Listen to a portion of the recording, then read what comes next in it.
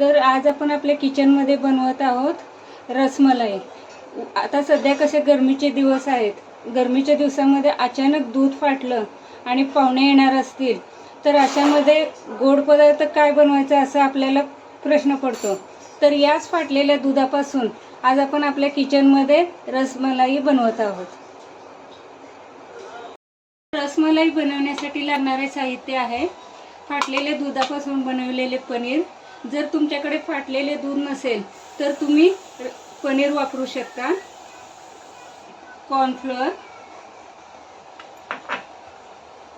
आणि ड्रायफ्रूट्स, तुमच्याकडे जे ड्रायफ्रूट अवेलेबल आहेत ते तुम्ही वापरू शकता। मी इथे काजू आणि बदाम वापरले आहे आणि केशर। चला तर आपण आपल्या रेसिपीला सुरुवात करूया। तर सर्वप्रथम आपण या पनीरमध्ये कॉर्नफ्लोअर मिक्स करून घेऊया।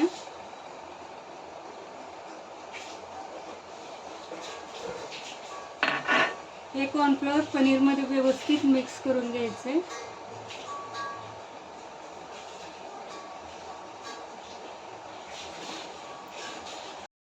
हे आपण व्यवस्थित मळून घेतलेलं आहे हलक्या हाताने।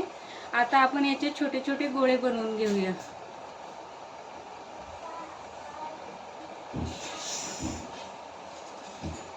तुम्ही बघू शकता अशा आकारामध्ये आपण गोळे बनवून घेणार आहोत। आपण आपले इतर गोळेही बनवून घेऊया। अशा प्रकारे आपण सर्व गोळे बनवून घेतले आहेत।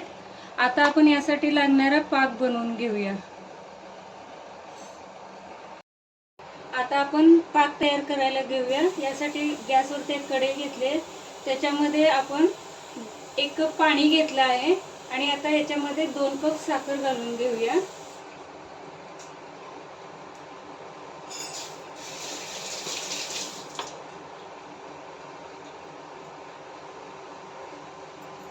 हे व्यवस्थित मिक्स करून घेऊया आणि पाक व्यवस्थित तयार करून घेऊया।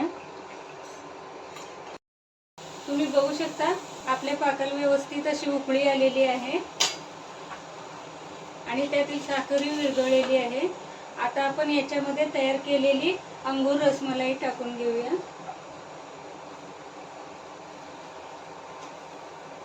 तुम्ही पाहू शकता रसमलाई किती छान बनलेली आहे।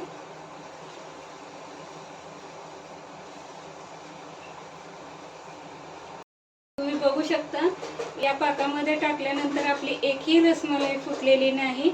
यावरून समजते की आपली रसमलाई परफेक्ट बनलेली आहे।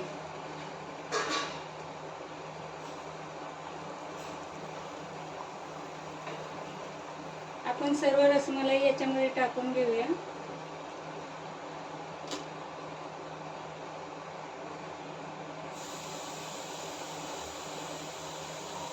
तुम्ही बघू शकता आपली सर्व रसमलाई एकदम परफेक्ट बनलेले आहेत।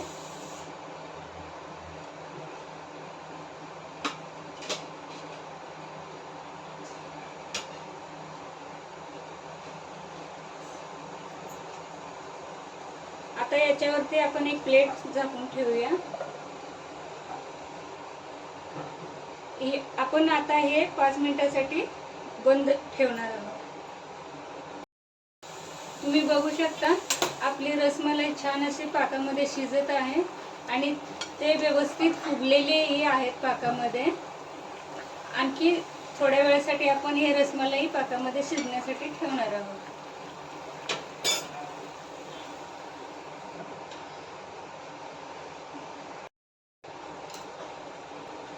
तुम्ही बघू शकता आपली रसमलाई शिजून तयार आहे आणि ती छान अशी फुगलेली आहे। तुम्ही बघू शकता रसमलाईचा आकार पहिल्यापेक्षा डबल झालेला आहे, म्हणजे ती छान अशी फुगलेली आहे। आता ती आपण थंड पाण्यामध्ये काढून घेऊया। आपण रसमलाई थंड पाण्यामध्ये काढून घेऊया।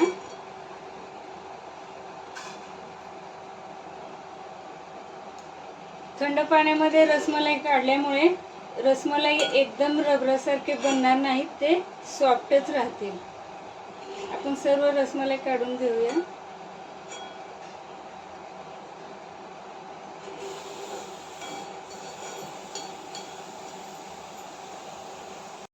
चला तर मग आपण पहिल्यांदा रसमलाईसाठी लागणारी रबडी बनवून घेऊया। त्यासाठी मी येथे 1 लिटर दूध घेतलेलं आहे, ते आपण गरम करायला ठेवूया। आता याच्यामध्ये आपण कॉर्नफ्लोअर आणि दूध मिक्स करून बनवलेली स्लरी घालून येऊया, जेणेकरून आपल्या रबडीला छान अशी थिकनेस येईल। आता दूध व्यवस्थित उकळण्यासाठी ठेवून देऊया।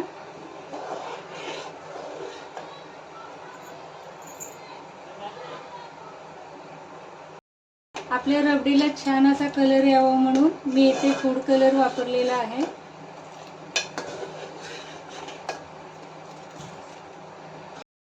तुम्ही बघू शकता आपल्या रबडीची थिकनेस छान अशी आलेली आहे। आणखी थोडा वेळ आपण ही रबडी उकळण्यासाठी ठेवणार आहोत।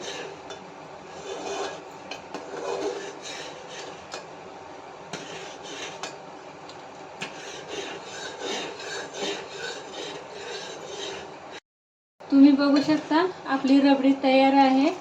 आता आपण जे रसमलाई पाण्यात ठेवलेले त्याच्यातील पाणी काढून रबडीमध्ये टाकून घेणार आहोत।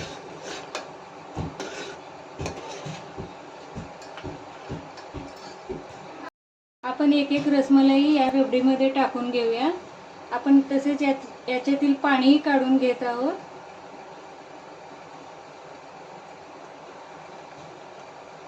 रबडीमधील सर्व पाण्याचे प्रमाण काढून आपण याच्यामध्ये टाकून घेतलेलं आहे। तुम्ही बघू शकता आपली रबडी रसमलाई छान अशी तयार झालेली आहे। चला तर मग ही जी आपण रसमलाई बनवली आहे त्याच्यामध्ये रबडी शोषून घेण्यासाठी आपण थोडा वेळ ठेवून देऊया। तुम्हाला जर परफेक्ट रसमलाई हवी असेल तर याच्यामध्ये आता आपण मावा इसेन्स टाकूया, त्याच्यामुळे आपल्याला आपल्या रसमलाईला स्ट्रॉंग स्मेल आणि टेस्ट येईल। तर अशा प्रकारे आपली रसमलाई तयार आहे। ही रसमलाई मी थोडा वेळ थंड होण्यासाठी फ्रीजमध्ये ठेवली होती। तुम्हाला आमच्या चॅनलवरील व्हिडिओ आवडत असतील तर आमच्या चॅनलला लाईक करा, सबस्क्राईब करा। थँक्यू।